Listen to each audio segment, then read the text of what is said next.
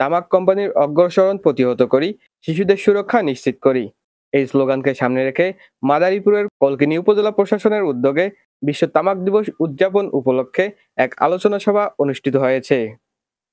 আজ সোমবার দুপুরে উপজেলা পরিষদ হলরুমে উপজেলার বিভিন্ন শিক্ষা প্রতিষ্ঠান, শিক্ষক ও সাংবাদিক সহ বিভিন্ন শ্রেণী পেশার লোকজনের অংশগ্রহণে এই সভা অনুষ্ঠিত হয়।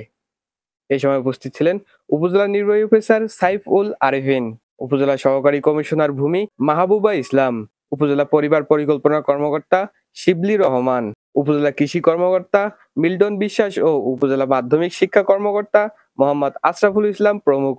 সরকারকে সিগারেট কোম্পানিগুলো হাজার হাজার কোটি টাকা ব্যয় দেয়, মূল্য সংযোজন পর্যায়ে হাজার হাজার কোটি টাকা, মানে আপনারা চিন্তা করতে পারেন যে হাজার হাজার কোটি টাকা, যেটা আপনি যদি স্ট্যাটিস্টিক্স দেখেন, পরিসংখ্যান দেখেন, তাহলে আমাদের বাজেটের একটা বড় অংশ, 5%, 7% টাকা হবে, যেই অর্থটা আসে হচ্ছে এই সিগারেট কোম্পানির কাছ থেকে রাজস্ব হিসেবে আদায় করে।